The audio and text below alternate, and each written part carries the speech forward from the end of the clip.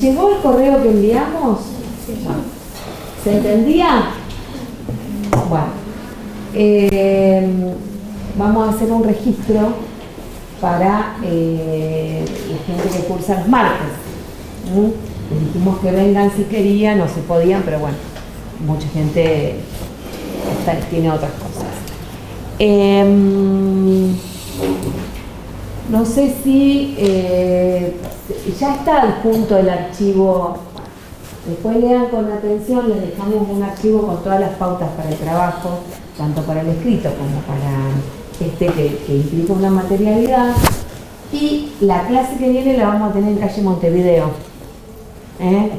¿Por qué? Porque vamos a trabajar en taller. O sea, ahí hay mesas, digamos, es un ámbito acá con los... ¿Cómo se llaman estos? Pupitres. Con los pupitres no es lo ideal para trabajar en taller. ¿Está claro? Entonces, como el taller, nosotros teníamos planeado más tiempo para trabajar, pero bueno, vieron cómo es que cuando llega el fin de año llega. Vamos a trabajar ya la semana que viene, entonces presten mucha atención sobre cómo elegir el soporte textil que van a elegir, con qué problemática y a la luz de qué materiales lo van a intervenir. Hola, buen día, soy María. Las consignas específicas sobre lo que vamos a trabajar es lo mínimo 10 por 10 y lo máximo 50 por 50. Vamos a trabajar con colores, las telas tienen que ser lisas, no tiene que tener ninguna, ni flores, no tiene que estar intervenido por nada. Sí, porque vamos a trabajar sobre los colores, qué significa el color para nosotros. Y cuando elijan el soporte, piensen por qué lo eligen el soporte. No tiene que ser algo nuevo. No tienen que salir a comprar, tienen que buscar dentro de lo que ustedes tienen en su casa algo. Yo acá les traje para que ustedes vean que no es necesario solamente un pedazo de tela, sino que el año pasado cuando hicimos el taller aparecieron prendas que de alguna manera las achicamos al 50 por 50, que también eso es un desafío de cómo nosotros podemos con una prenda llegar de alguna manera al tamaño que necesitamos haciendo algunas cosas, nudos, retorciéndolas. Yo les voy a mostrar porque sí, el trabajo que hago, para mí siempre el soporte es muy importante, es decir, es como que empieza a hablar desde la elección del soporte.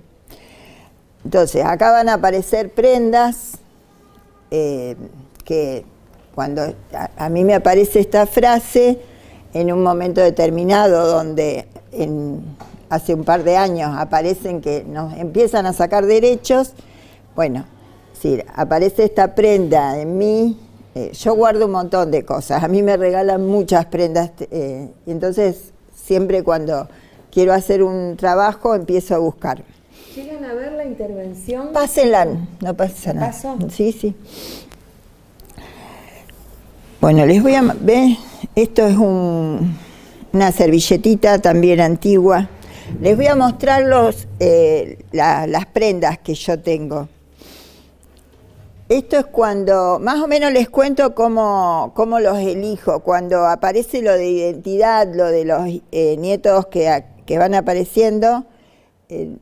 Este vestido era mío de muy chiquita, entonces aparece como vamos a trabajar con identidad. Vamos a trabajar nuestra unidad 4, no sé si llegaron a ver la fundamentación en el programa sobre la unidad 4, y la unidad 4 aborda, ¿no?, la identidad como construcción, la identidad no como fija y sustancial, sino, bueno, después eso lo vamos a ver un poquito, pero vayan pensando entonces una materialidad, un color, un tipo de intervención que sientan, con la cual sientan una identificación. No solo la identidad en un sentido amplio, sino también la identidad como estudiantes de la universidad pública. Claro, habíamos pensado específicamente por qué estamos, es decir, identidad sobre este contexto. Si ustedes saben que el pañuelo de las madres, al principio, ahora son pañuelos comunes, fue sobre un pañal de gasa. Bueno, este era el pañal que yo tengo por mis hijas, y bueno, es decir, para mí es muy representativo esto. Entonces aparece, está muy manchado del tiempo.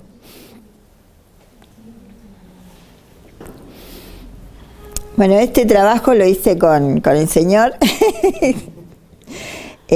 cuando es una mañanita antigua y aparecieron... Ay, en mi casa mi abuela tenía un montón de mañanitas. Ay, las tenés, las usamos nosotros. Sí, ahora que estoy Tengo... ¿hay todavía mañanitas en sus casas o ya es una prenda que no? Era mañanita, pero de lana. Y eran de lana. Claro, que tenía una cinta así, tipo de raso, y de lana tenía y se la colgaban literalmente a la mañana. Son bellas. Sí, hay de lana y hay de estas de seda, que lo ponían arriba de los camisones. Bueno, esto también es una frase de hace un par de meses, que es de una chica trans chilena, que escondida que estábamos haciendo estas cosas y yo vi la frase y entre los tres armamos esto. El miedo no será mi camino. Bueno. También acá aparece el contexto de producción porque era el momento donde se había puesto en tela de juicio en la identidad de género. No la traje la otra camiseta, o sea que recién me di cuenta. Sí, recién me di cuenta. ¿Qué hilo es? Macramé. Si quieren ir poniendo ahí, después yo retiro todas juntas. Y bueno, este también es cuando aparece el NIET 131, me piden un día así rápido.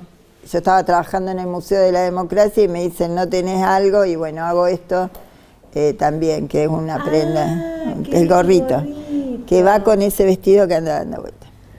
Claro, porque antes hacían todos los ajuares, mi abuela, cosa mi mamá también, los ajuares para los bebés, ¿no? Entonces estaba el gorrito. Esto que ustedes están en textil es una parte de un forro, de un saco, qué sé yo, que me apareció. Y estas telas de algodón no existen ahora. Siempre que vas a comprar algo para trabajar, aparece el nylon y cuando yo bordo todo a mano, el hilo de nylon, sí, y cuando a mí me aparecen estas cosas yo las amo. Y bueno, hay la parte de adelante es una frase de una anarquista que se llamó Virginia Volten, que dice, ni Dios, ni patrón, ni marido. Y atrás, esto también es del Papa, tierra, techo y trabajo.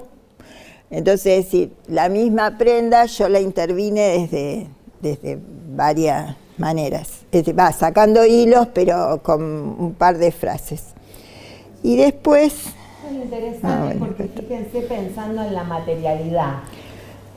No solo se puede hacer una inscripción agregando, también pueden realizar una inscripción retirando, que es un dispositivo re interesante, ¿no? Bueno, en las artes... Hablamos de Lucio Fontana, ¿se acuerdan? El que hacía el Tajo. Ahora vamos a ver cuando veamos a Rosana Paulino, que es una artista brasileña. No sé si llegaron a leer algo de los materiales de la unidad 4, pero ella trabaja con incisiones. Adriana Varejao también. Justo estaba viendo que las dos artistas que elegimos fueron seleccionadas por Brasil para ser las representantes de Brasil en la Bienal de Venecia. Del año que viene. Del año que viene, así que digo, bueno, justo. Bueno, esta es también una batita. Y ahora aparecen telas que, bueno, yo elijo y pedazos de tela que voy interviniendo. Es decir, y ahí aparece el color. Acá además me parece que, no sé si estaban los otros, pero está el collage. Claro, ahí ahora van a ver que empiezo yo a trabajar desde otra manera. Sí, incluso el bordado aparece con otra textura, entonces aparece en algunas partes tridimensional. Ahora van a ver. Que esto es interesante, lo de lo tridimensional que les vas a plantear, porque bueno, no lo piensen como una obra de una sola cara, ¿no? Sí, cuando lo giramos, esto, acá por ejemplo aparece lo tridimensional. Y en este trabajo aparece el color, como este trabajo se llama Los Invisibles, que aparece el color también, no solo el soporte, sino el color siendo testigo de lo que estamos hablando. Y bueno, es decir, el mismo bordado y la misma tela da la posibilidad de que aparezca lo tri. Acá me detengo un minuto en este trabajo. La traje porque... Pero fíjense algo, ¿no? ¿Se acuerdan que vimos cómo Andrea Giunta plantea que hay irresueltos de la historia, ¿no? Bueno, los invisibles, por ejemplo, estos invisibles. ¿Vos lo hiciste cuando...? Yo lo hice ese trabajo cuando le sacaron los caballos a la gente que junta cartones. Y me pareció, a mí me gustan los animales, no es que soy antianimal, me pareció terrible porque se cambia la atracción a sangre desde un animal a un ser humano. O sea, aparte porque ahora vemos, es decir, en ese momento eran los carros y no se les permitió más entrar en la parte céntrica, en la parte de las avenidas, no podían ni entrar caminando. Ahora empezamos a ver hace un par de años otra vez la gente que junta cartones de una manera increíble. Yo los otros días vi una persona que yo no sé cómo había acomodado eso, pero un tamaño tenían, y bueno, es decir, hice este y tengo otro que no lo tenía en casa, que cuando cambia esta situación de mirada, que aparecen de nuevo en las avenidas, se llama Los Visibles, que también es una tela negra, toda bordada de blanco, pero el tipito, el personaje, queda dentro solamente todo de negro. Nada, bueno, seguí hablando. Pensaba en esto, ahora va a ser la Feria del Libro en Rosario, no sé si estaban al tanto, la semana que viene en el Centro Cultural Fontana Rosa. Y hay una editorial rosarina que se llama Serapis, que junto con la editorial de la municipalidad van a reeditar un libro de una escritora argentina, Rosa Guernicke, que se llama Las Colinas del Hambre. Las Colinas del Hambre habla de Rosario y de los invisibles de Rosario. Las Colinas del Hambre es una novela que gana un premio municipal, el premio Musto, por lo cual, digamos, resulta impresa y tiene más de 35 intervenciones visuales realizadas por el artista Julio Banzo. Bueno, y las obras de Banzo, bueno, a mí me invitaron para hablar de la poesía gráfica de Banzo, y va a haber gente de letras hablando de el libro, pero Banzo, ¿qué trabaja? Esos cuerpos de los que están cirugiando, porque las Colinas del Hambre, justamente sobre el vaciadero municipal, sobre la cantidad de gente que vivía entre y con la basura, y trabaja, yo pensaba, ¿no? Y tienen este registro de cómo tornar visibles a los invisibles, y los cuerpos que pone Banzo son esos cuerpos, bueno, ahora vamos a ver esto, intervenidos por sus condiciones de existencia, por el cargar tanto peso. Son maravillosas esas intervenciones gráficas. Y él con Rosa se muda, es decir, no es que hace el trabajo desde la comodidad, se mudan a ese lugar que se llama Villa Manuelita, se llamaba en este momento, ahora es como Villa La Lata. Claro, no, La Tablada es. Es La Tablada ahora.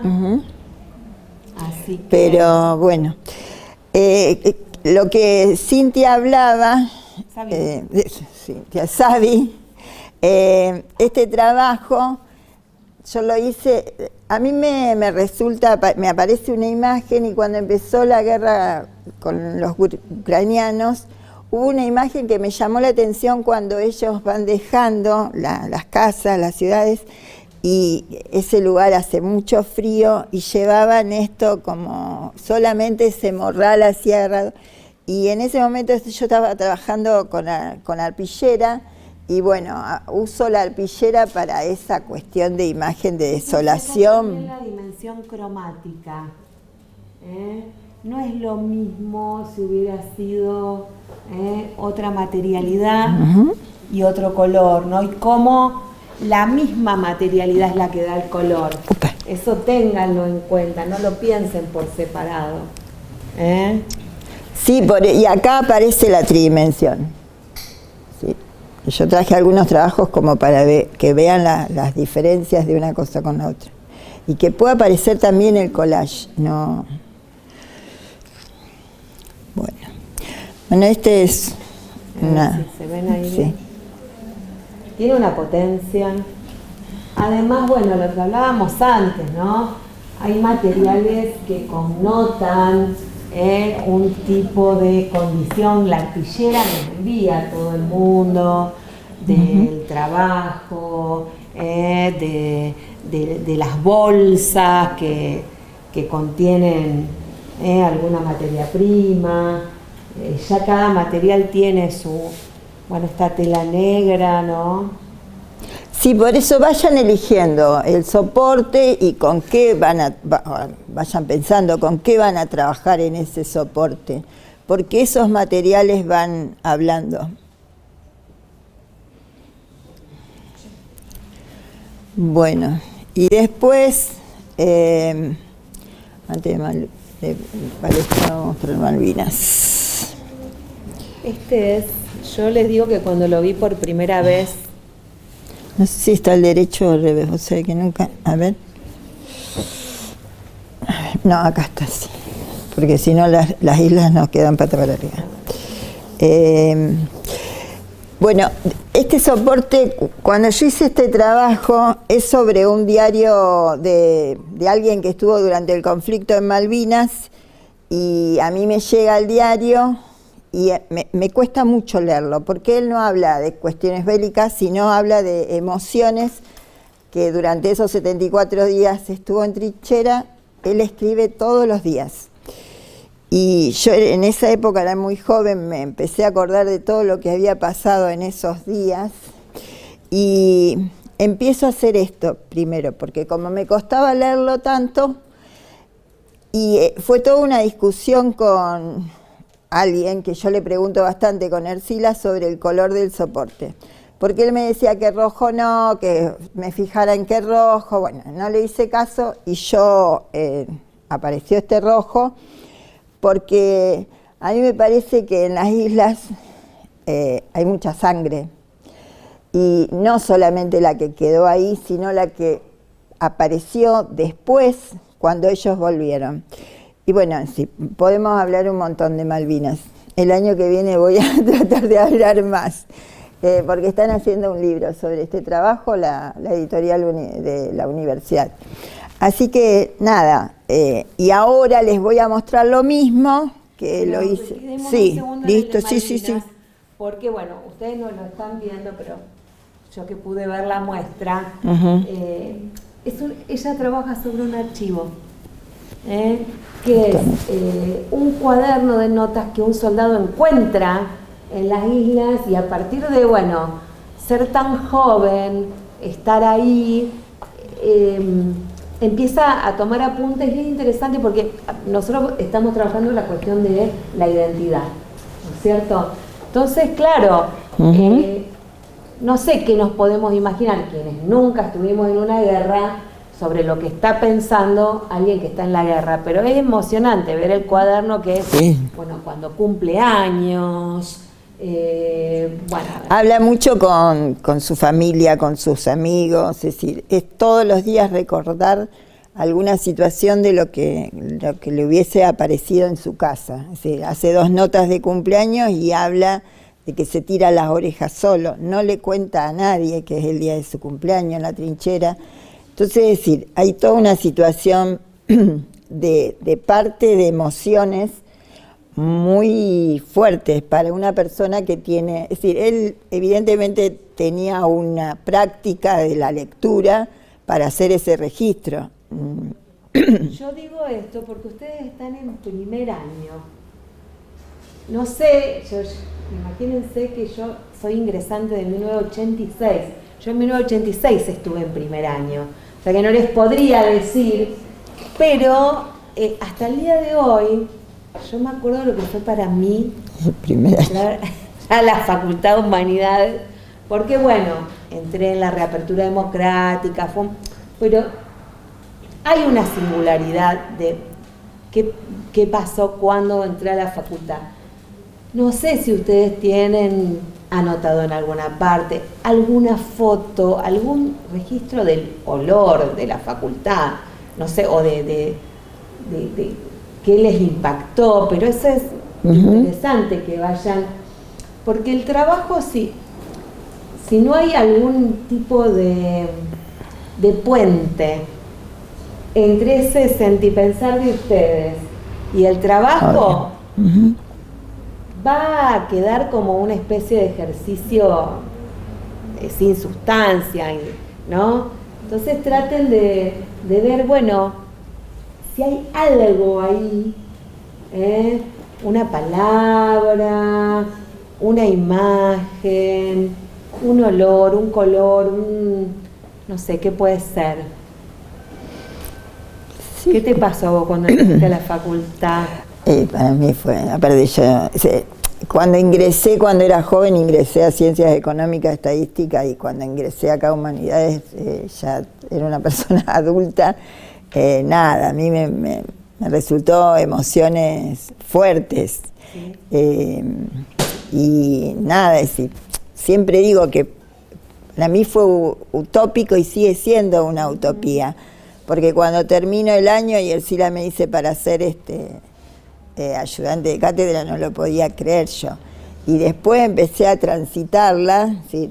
Yo hace como 15 años que transito sin terminar la carrera, porque me fue llevando a que la gente, yo me siento muy arropada acá adentro. Parece una cosa muy rara, pero entrar acá a mí me significa estar en un ámbito totalmente diferente, donde constantemente es aprender. Yo puedo venir acá a darle las clases, pero yo seguro que de esta clase me voy con un aprendizaje. No me pregunten por qué, pero es siempre así. Es decir, transitar, incluso ir al patio los otros días cuando me llevaron a ver el mural que hicieron sobre el Villazo. Esa cosa me pareció también fuerte, porque estaba Baltasar y Camilo, que están en la otra cátedra de problemática, y yo después lo comenté en un lugar fuera del ámbito de la facultad, y me dijeron, Camilo es una bestia dibujando. Y yo dije, wow, y Camilo tiene 19 años.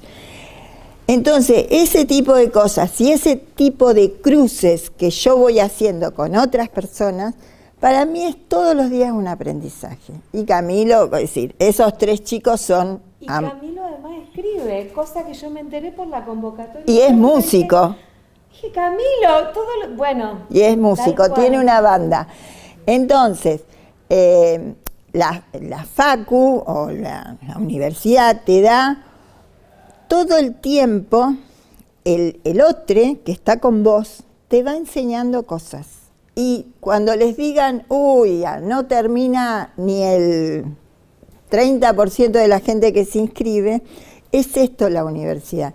Es transitarla y encima es gratuita, pública, es decir, puede venir cualquiera, en cualquier momento está yo siempre digo que la puerta estaba abierta y yo entré.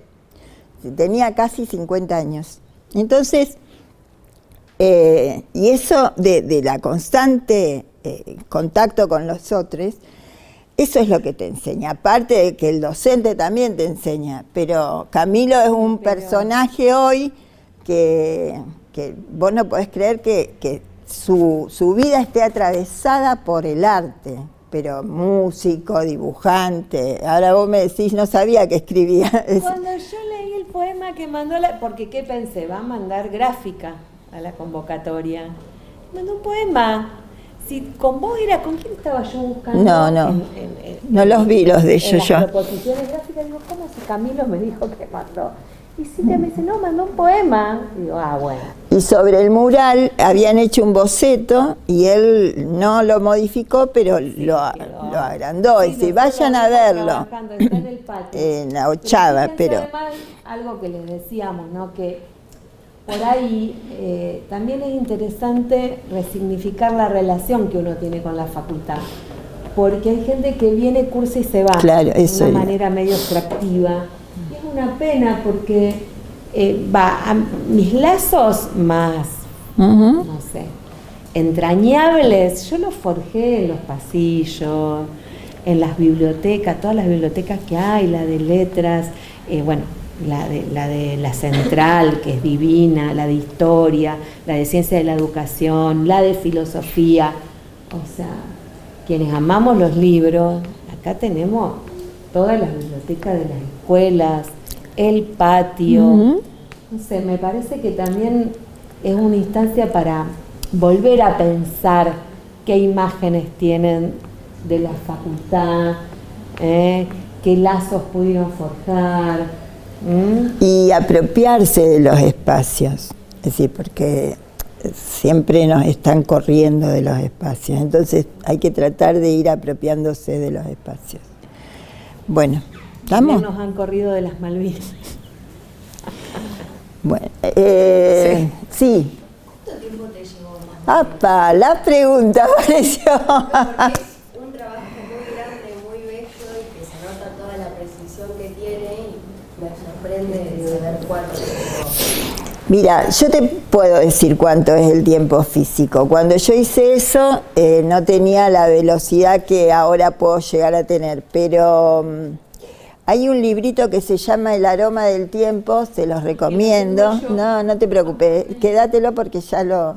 que es de... que lo tuviste que comprar no te preocupes. Lo fui dando y me pareció buena la acción de que otro lo leyera. Que es del filósofo chino Hans, no sé cuánto, que él habla, te cuento todo esto porque él habla de otro tiempo. Y yo te voy a terminar diciendo cuánto me llevó eso. Pero para yo llegar a cada trabajo, tengo otro tiempo anterior y otro tiempo posterior.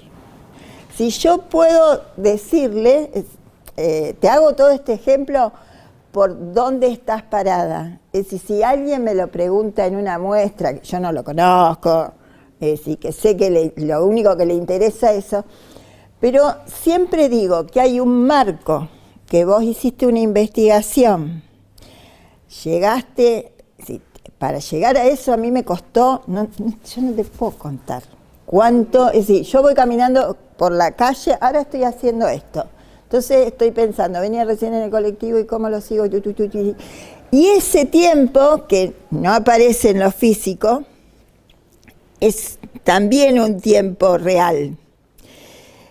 Y después está cuando sale de tu lugar, cuando se monta, cuando aparece el montaje, aparece el curador, que te dice, uy, me interesa esto que hiciste, lo podemos presentar en tal lado. Vos le decís, bueno, a ver qué es lo que querés mostrar de lo que yo hice. Y ese también es otro tiempo. otro tiempo que aparece otra persona, que está dialogando con lo que vos hiciste. Y tenés que, es decir, para mí el curador es una persona muy importante. Y cuando aparece el montajista, no te digo, porque peleás, en esta ciudad se pelea con todos los montajistas, porque no sé cuál es el problema que tienen con el artista y con el curador. Es una disputa que se ve que debe querer ser el centro de la... No sé cuál es el problema, pero yo he tenido con todos los montajistas, menos con una persona que se llama Caro, pero con todos los otros, si son hombres, peor. Es terrible lo que te estoy diciendo, ¿eh? Pero yo vengo de una situación donde la pasé muy mal. Y nada, me llevó más o menos 6 meses, si te interesa. Me gusta mucho, porque allá atrás como que lo veía como con canutillos, por así decirlo, pero ahora que estoy acá es como que... Porque cambian los puntos, ¿viste? Que tenga un derecho. Me gusta mucho eso. Claro, yo digo que el Claro. textil no tiene derecho y revés. Por eso el textil hay que tratar de no apoyarlo sobre la pared, sino que se pueda recorrer. Se podía recorrer. Yo me acuerdo cuando, no me puedo olvidar, porque es una obra hay, digamos, cuando la obra se produce, cuando realmente es inolvidable. ¿Por qué? Porque es algo que te modifica, ¿no? Ujú. Te llama, podríamos decir en términos, si se quiere, más psicoanalíticos, ¿no? Sí, La sí. obra te mira. Vos decís, bueno, ese rojo, esas islas rodeadas de ese espesor, ¿no? De esas tramas. Sí, Ahí yo Aparte creo tenés que... también algo de lo despejado, porque esa es la Claro, esa es la que Claro. estaba el espejo. Estaba expuesto y atrás de la obra estaba en el espacio. Estaba muy bien había montado. espacio de circulación, pero vos veías 4 islas. Claro, había un Cuando espejo. entrabas, veías eso, porque estaba puesto también no derecho a la puerta, entonces No. te permitía el ingreso y ver una dimensión abrasadora de las islas. Entonces vos veías una duplicidad de islas. Algo que Nora Domínguez, cuando habla de los espejos, habla de la posibilidad de el reflejo, cómo opera el reflejo en la construcción identitaria. Bueno, ahí estaba muy fuerte, vos entrabas y tenía una cosa circular de algo que siempre está en el olvido. Entonces estaba en un lugar circular, no había hueco, no estaba en una esquina, había algo, una de redondez ahí que permitía la circulación. Tenés que permitía que eso razón. siga- Sí, pues estaba el espejo. Estaba el espejo. Que eso fue... Sí. Sí, un acierto, ahí no sé si fue curaduría o montaje. Y le hizo Pero, Caro, claro. sí, cuando ella aparece, yo a Caro la conozco y un día vino a mi casa a ver los trabajos que yo tenía. Yo siempre hablo de trabajos. Cuando aparece en otro lado, aparece lo que es la obra para mí. Y cuando yo la conozco en el 2021, me parece ella, y en el 2022 fueron los 40 años de la Guerra de Malvinas. Entonces me dice, María, va a ver esto el próximo año, porque antes Secretaría de Cultura, yo no sé ahora, siempre bajaba algo. Al año siguiente fue 40 años de democracia. Claro. Y entonces ella me dijo, mira, yo voy a tratar vos me permitís hacerlo, yo voy a ser la curadora, de ofrecerlo. Y lo ofrece, que le dijeron enseguida que sí, en el Museo de la Democracia, que ahora me dijeron que está cerrado. El Museo de la Democracia es una construcción muy antigua, donde vos entrabas y en el final había un espejo. Entonces cuando ella vio el espejo dijo, yo esto lo tengo que utilizar y aparece ahí.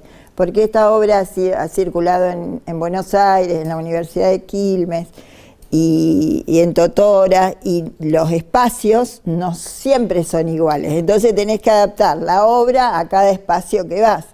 Y nada, siempre lo que tratamos de decir es que esa pieza se pueda circular. Las otras no, siempre fueron apoyadas en la pared, porque son chiquititas, ¿viste? Es mucho más difícil. Cuando esta obra tiene 70 piezas, más o menos. Y el chico que es dueño de ese diario, que se lo devuelve Cristina cuando inaugura el Museo Malvinas. En pandemia, como nos encontrábamos en la calle, siempre me pedía el menú de guerra. Y yo lo hice en pandemia y no tenía hilos. ¿Se acuerdan que vos buscabas? Y bueno, busqué por internet y un señor me trajo un hilo que necesitaba.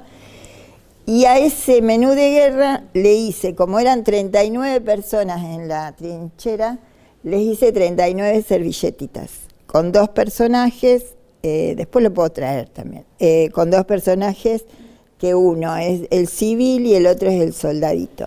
Sí, siempre juego mucho, es decir, en el trabajo hay una parte lúdica, porque como me gusta tanto lo social trabajar, no lo podría hacer si no empiezo a jugar con eso. Fíjense, el pensamiento visual que ella va desarrollando me parece que tiene una potencia, pensando en que ustedes tienen que resolver qué materialidad elegir. Pensar en el menú y ahí te aparece la imagen del individual del menú y la servilleta, ¿no? Y cómo, por ahí la intervención que vos haces está pensando en cómo se organiza un menú. Entonces ustedes tienen que resolver qué color, qué forma, qué es un círculo, un cuadrado, un bollo, como vos decías, un nudo, según lo que uno quiera transmitir. Un nudo es algo que en sí, digamos, inferimos quienes estamos ante un nudo que hay algo ahí que armar o desarmar, o que hay un... No sé, en cambio, un barrilete es otra cosa. Entonces vayan pensando, hay materiales, hay telas que son rugosas y hay otras que son muy, muy suaves, hay algunas que son traslúcidas. Si yo quiero jugar con algo con lo velado. Sí, incluso se pueden el año pasado aparecieron esos libritos, puede tener capas. Acá, perdón, me interesa también cómo es el proceso de traducción que hace María, en el sentido de, está hablando de un archivo primero, que era un diario apócrifo, porque en realidad no se podían llevar papeles, no es que una persona fue con ese libro, sino que lo encuentra en una agenda de Malvinas, o sea, que uno cuando la ve está en inglés, él se apropia de ese archivo y hace un proceso de escritura. Entonces ahí hay una necesidad de pensar presente y futuro, ya nomás ahí hay un quiebre de pensar el tiempo. Eso que él lo escribe no se lo puede llevar cuando tiene que volver al continente, al territorio continental. Entonces hay un proceso, por eso María dice, bueno, en un momento se lo da a Cristina, en realidad es porque no sabía quién era el soldado que había escrito eso, aparece después entre las cosas que juntan en el territorio donde estaba ubicada la base argentina continental, en las islas, y aparece ahí ese registro gráfico de lo que estaba sucediendo, como dice María, que había el menú, había lo que él le pasaba, pero no sabía quién era la persona. Él lo descubre cuando en ese acto no hay una relación de... Es decir, hay muchos, porque él hacía naval, es decir, había entrado un año antes del conflicto, había entrado en el servicio militar en el 81 y le toca naval. Entonces lo mandan al sur y cuando aparece la guerra, bueno, aparece él en Malvinas. Y cuando es en el lugar que está él es el último lugar que se rinden. Y está 15 días prisionero. Cuando va a subir al barco, lo palpan y él tenía en el saco el libro y él le había puesto el nombre. Cuento todo esto porque hay un montón de diarios, pero no tienen nombre. Los ingleses se lo sacan y cuando devuelven todas las... Es decir, porque dicen que hay un tratado que en un momento determinado tenés que devolver todas las pertenencias de los prisioneros de guerra. Lo devuelven y Menem mete todo eso en la ex-ESMA. Cuando Cristina empieza a sacar de la ex-ESMA archivos de la época de proceso, aparecen estas cosas. Y aparecen 10 cosas que tienen nombre. y uno de esos diarios es él, porque él había puesto en el trabajo, yo lo tengo bordado, que si a él le pasaba algo, ese se lo tenían que entregar a fulano de tal, que era el padre, tenía la dirección y todo. Entonces lo llaman de Cancillería cuando inauguran el Museo Malvinas y él no entendía por qué lo habían llamado, porque no se acordaba. Es decir, esto fue 2015, me parece, el Museo de Malvinas. Antes 2000, pero no mucho, 2012, tenés razón, 2011, 2012. Y va con la hija a Cancillería y se olvida la invitación. Entonces el tipo de Cancillería no lo dejaba entrar y él lo ve a Rossi y le dice, mira lo que me pasó, yo le dice, vení que entra conmigo. Y entra, y él es una persona muy cómica, yo no sé cómo hace, pero siempre se está riendo de algo. Y entonces le dice a la hija, van llamando a todos y le dice a la hija, siempre tengo que ser el último, yo no sé por qué, y es el último de esas 10 personas, y cuando va subiendo la escalerita donde está Cristina, le aparece el diario, y ahí le aparece toda la imagen de lo que significó para él el diario, y ella, bueno, se lo entrega y lo abraza y le dice, ¿de dónde lo sacaste esto? Y él le dice, lo robé, porque lo roba de un aserradero. Es decir, cuando él llega a un aserradero en Malvinas, ve esa agenda, y que son 3 archivos, porque es una agenda del año 69. Hay todo escritos de lo que era el aserradero, medidas, y vos lo vas viendo, y él encima escribe sobre esas anotaciones que tenía ese señor. Entonces es muy... Y en el 82 fue el Mundial de España. Ellos tenían una radio y él es súper futbolero.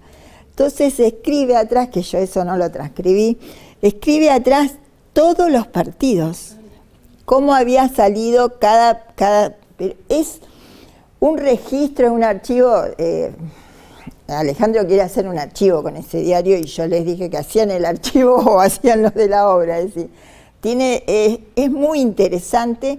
Y hay un montón de diarios, hay un escritor, un biógrafo de Malvinas que se llama Federico Lorenz, que dice que hay un montón, pero unas cantidades, porque la Armada les daba a ellos una libretita para escribir, y debe haber sido para ellos muy interesante.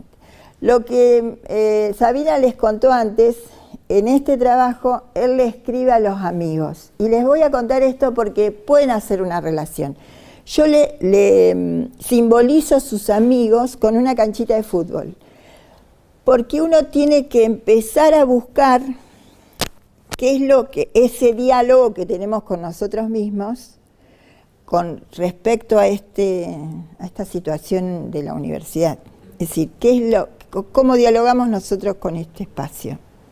Y cuál puede ser la identidad a partir de ese diálogo que tenemos con nosotros.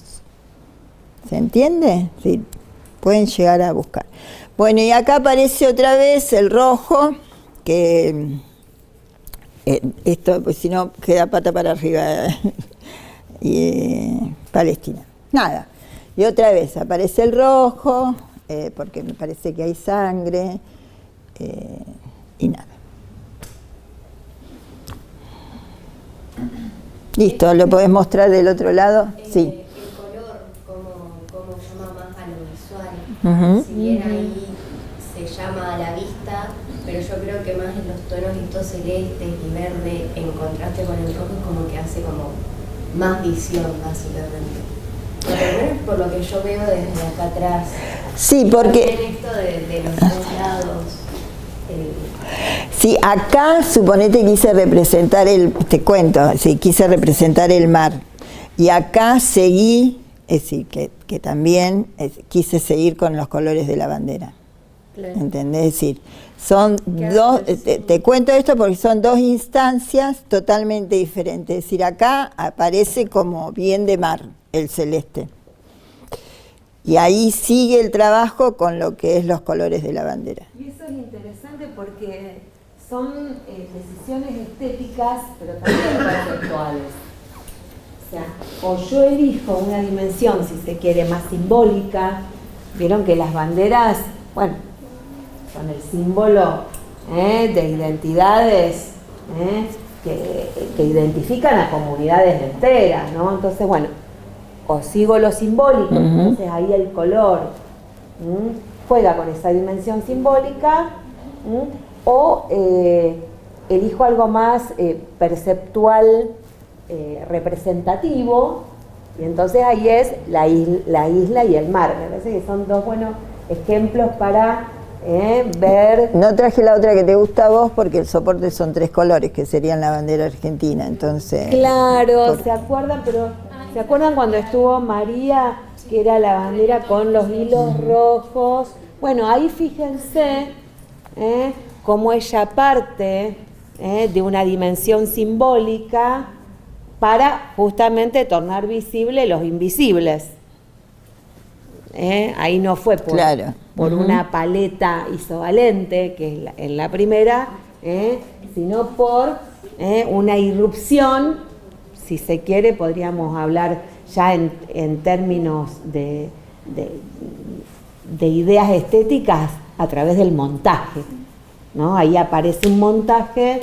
El montaje es interesante porque el montaje es el que permite que irrumpa algo que el autor decide reunir, que no está reunido, si se quiere, de manera habitual. Hay un extrañamiento. Esa es una estrategia buena cuando uno quiere producir. Acá hay bueno, es Argentina y bueno, fíjense en que aparece varios colores para diferenciar cada provincia. Pero bueno, sí, les traje como para que vayan bien. Nada, y este es un trabajo que estoy haciendo. Porque si bien ahí hay, si se quiere, el mapa político que divide las provincias, ustedes también pueden imaginar mapear, porque fíjense que la Facultad de Humanidades es un archipiélago. Ustedes están cursando la mayor parte, me imagino que en Montevideo, la sede de Montevideo, ¿no? Pero quienes hace ya capaz que un montón de años que estamos, para nosotros o para muchos Humanidades hay como una síntesis de identificar Humanidades con calle Entre Ríos,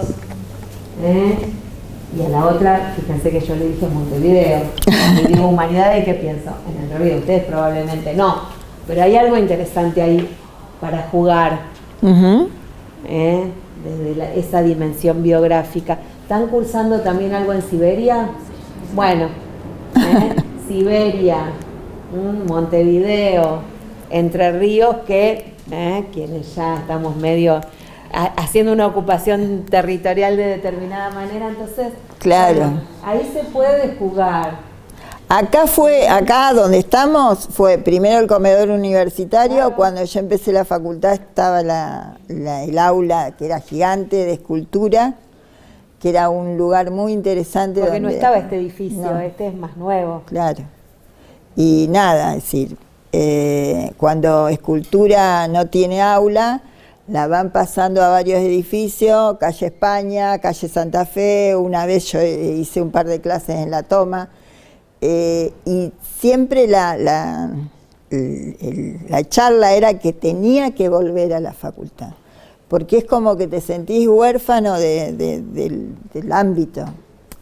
Pero bueno, y a ustedes capaz que yendo de un lado al otro les pasa lo mismo. Es como si nosotros tuviéramos el baño en la esquina, la habitación en un lugar, y pasa eso. Lo que dificulta es esta identidad de estar en un espacio que es humanidades, porque ustedes en Montevideo están solo indumentaria y textil.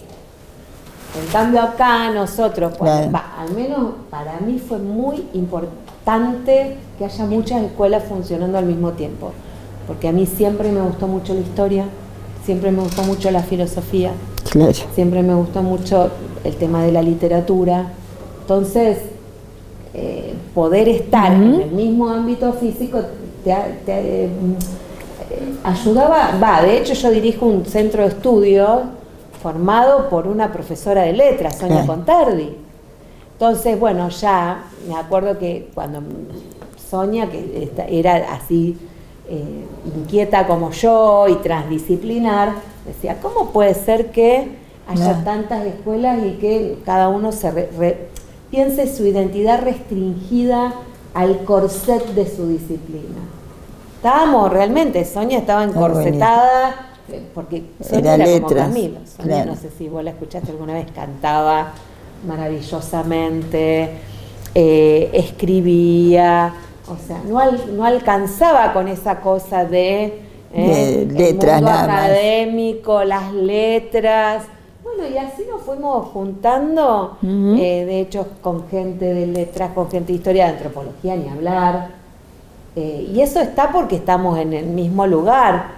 Hay que ver cómo ustedes logran, bueno, no sé qué inquietudes las van atravesando, pero es interesante salirse del corsé. Bueno, vieron las mujeres todo lo que luchamos para sacarnos del corsé, y siempre nos quieren volver a poner algo que nos vuelva a apretar, a hacer encajar en ese cuerpito.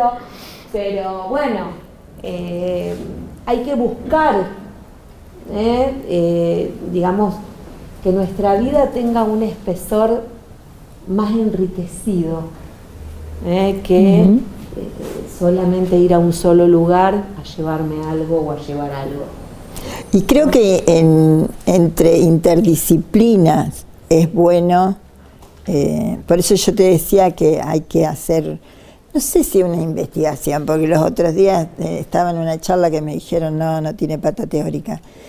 Y yo creo que, qué sé yo, tenés que hacer algo, no sé, tenés que buscar porque te apareció esto que querés hacer. ¿De dónde sale?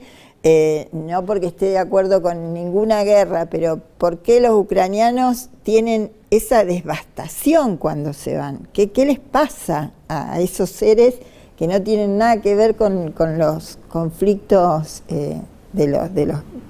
Y nada, me parece que uno, a partir de lo que le genera una disciplina, puede intercambiar con otras.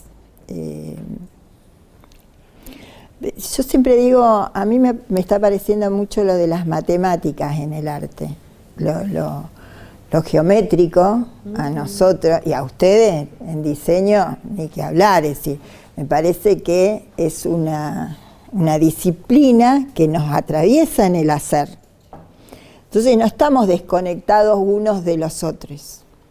Me parece que estamos todos haciendo algo interdisciplinario. Pero bueno, nada, no sé, ¿me quieren preguntar algo sobre el trabajo, sobre todo, no sobre mi práctica?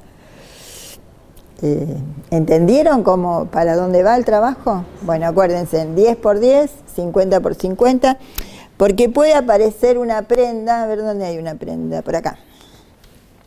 Puede aparecer una prenda que sea una camisa. Entonces vemos cómo hacemos los dobleces sobre esa camisa.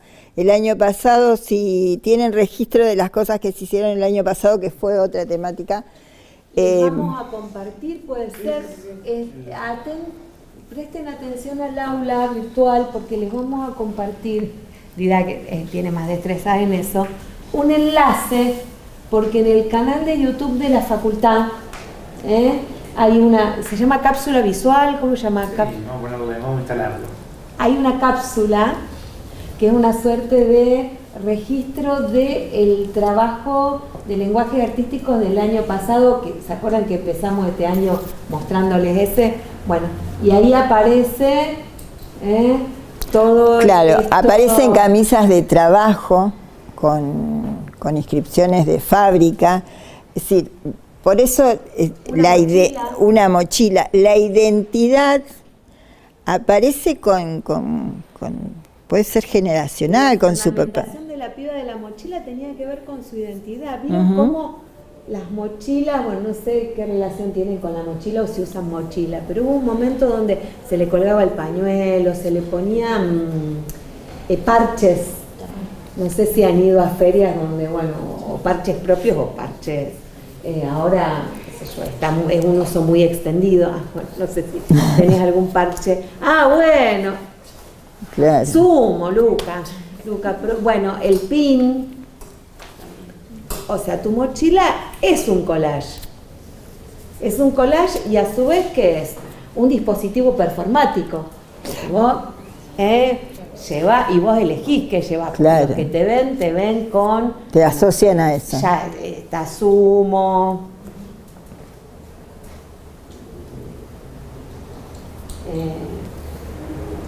¿Esta es una consigna o es algo? Es una banda. Ah, es una banda. Bueno, las bandas que te gustan, estas son tapitas Sí, de bebida. Qué bueno, tapita. Eso lo hiciste vos, eso es Sí. un casero. Ahí tenés la tapita de la bebida aplastada con una perforación y un alfiler de gas. Está bueno. Eso es punk. Yo que vengo de la época del punk, nosotros hacíamos esas cosas, nos colgábamos cosas de alfileres. Alfileres en la oreja. Bueno, Las perforaciones. Pero bueno, ¿qué tenía que ver? ¿Por qué emerge eso de me lo hago yo? ¿Por qué emerge? Porque es propio. ¿Y por qué también? Porque esto de hacerlo uno mismo, de identidad. Porque te representa también. Porque no es la sociedad de consumo la que te representa. Ahí hay un gesto resistente a ser identificado solamente como un consumidor, ¿no? Las sociedades de consumo tienden a forjar identidades por la vía del fetichismo de la mercancía. Cuando Mirta Legrand te dice como te ven, te tratan, no está diciendo ninguna pavada. Está diciendo a una manera bien anca Pero y aparte, casi cínica, claro. cómo es la cosa. Entonces, bueno, Pero la identidad también que ellos Sí. están en diseño es lo que uno se Claro. pone. Es decir, esta Claro, otra totalmente. piel, aparte de lo que dice Mirta Legrand, si vos estás mal, seguro que tenés una vulnerabilidad que el otro lo ve, no sé cómo es, pero nada, me parece que ustedes con con la carrera que están haciendo también es identidad eso. me encantó, muero. Por ejemplo, acá tenés un dispositivo espectacular. Tenés que ver cómo hacer para que... el problema es que la tenés que dejar, claro. No, la mochila. la mochila No, pero estos... Pero no es esto. textil, no te lo voy a permitir. Pero ella puede, no puede jugar, trabajar con sí, alfileres. obvio, puede trabajar con alfileres, puede trabajar por el soporte, podés, Eso me le encantó. estás dando el trabajo ya, ¿sabes? Bueno, no, lo encontré hecho, ¿qué querés que haga? No, pero digo, también para... Sacale el para- bolsillito y ya estás hecho No, con el trabajo, ya tenés el bueno, trabajo hecho. Pero ella no le va a tener ningún problema en hacer otra cosa. si pudo Obvio, hacer por todo supuesto. esto. Pero es interesante, cuando uno trabaja, siempre hay que buscar la instancia de singularización. ¿Qué es lo que uno...? Hay un montón de cosas ya hechas, vivimos en un mundo rodeado de cosas, sobreabundan, hay de más, diríamos. Pero bueno, de eso, ¿qué puedo hacer yo con eso? Pueden agregar este tipo de cosas, pero sin que sea algo que nos que nos vaya a lastimar No, ni a ustedes ni a nosotros, porque tuvimos dos experiencias. Con alambre de púa, que Sí, fue un lío. y después otra chica quiso trabajar con un espejo roto y bueno, se ve que tenía una cuestión personal ella y bueno, es decir, no, al menos no queremos que tengamos que se lastimen claro. y que hagan una obra con un material que pueda lastimar a quien se relacione con eso. Eso está bien que lo traigas Sí, porque sí, bueno, sí. una vez siente que es sentido común, pero bueno, tal vez no. Porque yo a él le habíamos permitido que trabajara con alambre, es decir, encima cuando lo propusimos era la clase que vos tenés online, y me dijo, ¿puedo trabajar con alambre? Y hay alambre finito, que se hacen muchas cosas interesantes, aparte hay gente que borda con alambre. Y yo le dije que sí, cuando apareció en el taller, apareció con el alambre de púa, que encima... es lo que yo... Sí, vos te conté. Claro, y digo, ay, ¿qué pasa? Y claro, zoom, zoom, zoom, zoom. Me dio con todo el alambre. Pero cuando él lo trajo, yo automáticamente lo relaciono con la persona y el material, porque es fuerte un alambre de púa, no es cualquier alambre ni cualquier cosa. Entonces, yo tengo que hacer un proceso en la cabeza de no preguntar por qué eligieron eso, pero bueno, a mí me llama la atención, entonces tratemos de no tener materiales que nos compliquen para lastimarnos, ¿entendés? Y nada más, eso está bien, pero nada que sea puntudo, nada. A mí a veces me encantaría dejar en los trabajos agujas, porque es el material que es como el pincel, ¿entendés? En otra práctica artística es el pincel. Y no lo dejo porque es todo una cosa. Y aparte los otros días, vieron que la gente que estudia astrología me dijo que la aguja es un arma. Y yo dije, ¡wow! Y nunca lo había pensado como una cuestión de armamento. Claro. Pero bueno, por eso, tratemos de trabajar con cosas que no nos dañen, nada más.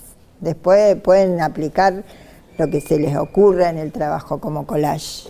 Y es muy interesante. Pero siempre pensando qué significa esa identidad.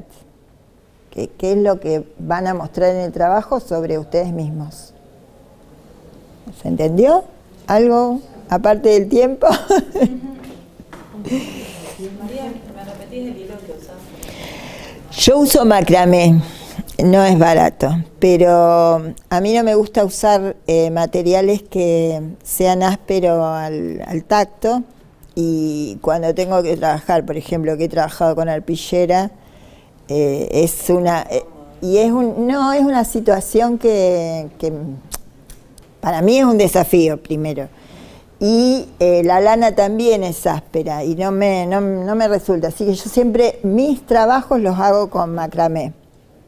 Excepto que cuando aparece otro, si tengo una obra que Cintia y Sabina Escuradora, que estuvo en el Museo de la Memoria, que era de 8 metros por más o menos 4, que fue toda de arpillera y de alambre.